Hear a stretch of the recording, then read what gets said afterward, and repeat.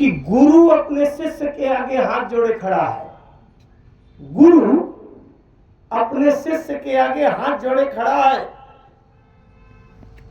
जबकि जोड़ना नहीं चाहिए। शिष्य प्रणाम करे गुरु जी को, ठीक है। दूसरा, पति अपनी पत्नी के चरण पकड़े बैठा है, जबकि पति को अपने पत्नी के चरण पकड़ना चाहिए। देवियों, ये आशा मत करना कि गुरुजी पंडित जी कथा सुना गए तो ये शाम से यही किया करे, नहीं।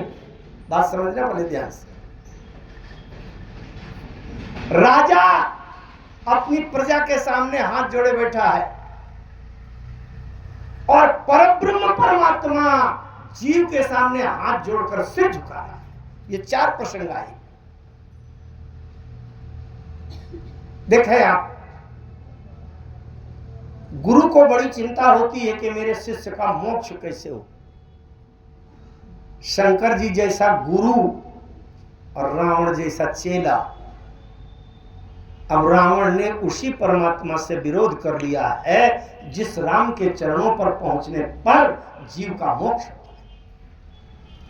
शंकर जी को चिंता, लेकिन वो चेला इतना अहंकारी है, इतना ज्ञानी अपने को मानता है कि गुरु जी की यह हिम्मत नहीं है कि ज्ञान का उपदेश कर दिए। शंकर जी, गुरु जी ने सोचा कि वो अपने चेला से एक बार हाथ जोड़कर मैं निवेदन करूंगा कि उसका अहंकार भी बना रहे, फिर भी मेरी बात मान ले तो कल्याण हो जाएगा। लेकिन शंकर जी ने सोचा कि अगर मैं शंकर बना बनाया चला गया और शिष्य रावण के सामने मैंने हाथ जोड़ लिया, वेदों की मर्यादा भंग हो जाएगी। इसलिए वही शंकर जी, और उन्होंने अपना रूप बदल लिया, बानर बन गए। गोस्वामी जी दोहावली में लिखते हैं, जय ही शरीर रति राम सो सोई आदर सुजान, अरुद्र देह तजने बसो वानर भे हनुमान। और बंदर बन करके गए। वो हाथ जोड़कर निवेदन करने लगे, विनती करो जोरी कर रावण। क्यों? अंदर से है गुरुजी, लेकिन गुरुजी ने सोचा अगर मेरे हाथ जोड़ने से भी चेला का ये मन बदल जाए और वो राम की शरण में चला जाए तो गुरु का भी हाथ जोड़ना सफल सार्थक हो गया। एक जीव भगवान की शरण तो चला गया। समझे? दूसरा प्रसंग, कैकेयी जी ने जब 14 वर्ष का राम को वनवास मांगा दशरथ जी से, तापस वेश विशेष उदासी 14 वर्ष राम वनवासी, तो दशरथ जी ने कैकेयी जी के चरण पकड़ लिए। मानस में लिखा है, गही पद विनय कीन बैठारी। गही पद, दशरथ जी ने चरण पकड़ लिए कैकेयी जी के। जनि दिन करे कुल हो सिकुठारी, और जब लगी जियो कहो कर जोरी। हाथ जोड़कर कहता हूं देवी, दोबारा कुछ कहना। क्यों? दशरथ जी का उद्देश्य है, अगर हम अपनी इज्जत प्रतिष्ठा मान सम्मान छोड़ करके अगर पत्नी के भी चरण पकड़ लूं और पत्नी के चरण पकड़ने से भी मेरे जीवन से राम दूर न जाए तो मेरी अपनी इज्जत प्रतिष्ठा भी मैं अपनी दांव पर लगाए, किसी प्रकार से राम से दूर न हो जीवन। तीसरी बात थी, राजा अपनी प्रजा के सामने हाथ जोड़े बैठा। जब राम जी वन को चले आए, महाराज दशरथ का प्राण छूट गया।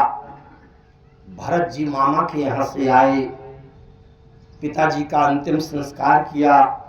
इसके बाद गुरुजी ने राज्यसभा की बैठक बुलाई और वहां पूरी राज्यसभा में सबने कहा भरत जी से कि आप तो सिंहासन में बैठो, राज्य करो। सब कोई समर्थन करता है।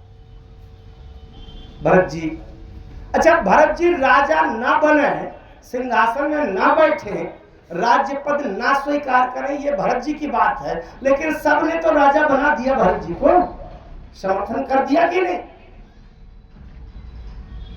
लेकिन भरत जी कहते हैं आपन दारुण दीनता कहूं सबहि सिरनाई, देखे बिनु रघुनाथ पद ये जिया कह जरनी न जाई।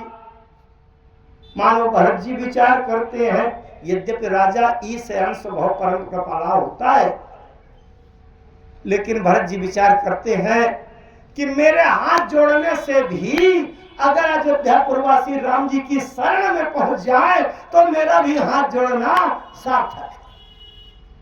इसलिए भरत जी ने हाथ जोड़ दिया। चौथी बात मैंने कही, परब्रह्म परमात्मा, परात् पर ब्रह्म सच्चिदानंद घन, वो परमात्मा जीव के सामने हाथ जोड़े बैठा है। मानस में आया, उत्तरकांड पढ़े आप, जब राम जी राजा हो गए, एक दिन राम जी ने अपनी पूरी अयोध्या की प्रजा को बुलाया और बड़ा हितकारी कल्याणकारी उपदेश देने लगे। और उपदेश देते देते राम जी ने पूरी प्रजा के सामने हाथ जोड़ दिया। राम जी ही पूर्ण ब्रह्म पर ब्रह्म परमात्मा सच्चिदानंद महामायापति ये हैं, इनसे बड़ा कौन है। तो राम जी हाथ जोड़ कर कहते हैं और एक गुप्त मत सब ही कहूं कर जोरी। कर जोरी माने हाथ जोड़ कर कहता हूं, शंकर भजन बिना नर भगति न पावई मोरी। राम जी का उद्देश्य है कि अगर मेरे हाथ जोड़ने से भी किसी जीव को मेरी भक्ति मिल जाए तो राम जी सोचते हैं मेरा भी हाथ जोड़ना सार्थक है। इसलिए मित्रों, मैं भी आपसे एक हाथ जोड़कर निवेदन करता हूं, आप संकोच में मत पड़िए। जब राम जी जीव के सामने हाथ जोड़ सकते हैं, भगवान शंकर गुरु होते हुए भी चेला रावण के सामने हाथ जोड़कर खड़े हो सकते हैं, मेरे हाथ जोड़ने से भी अगर किसी के हृदय में विचार परिवर्तित हो जाए तो मेरा हाथ जोड़ना भी सार्थक हो जाएगा। दो बातें कहूंगा मैं। बड़े भाग्यशाली हैं जो साल भर में 5 दिन की राम कथा आप सुनते हैं, लेकिन केवल 5 दिन की राम कथा सुन लेना पर्याप्त नहीं है।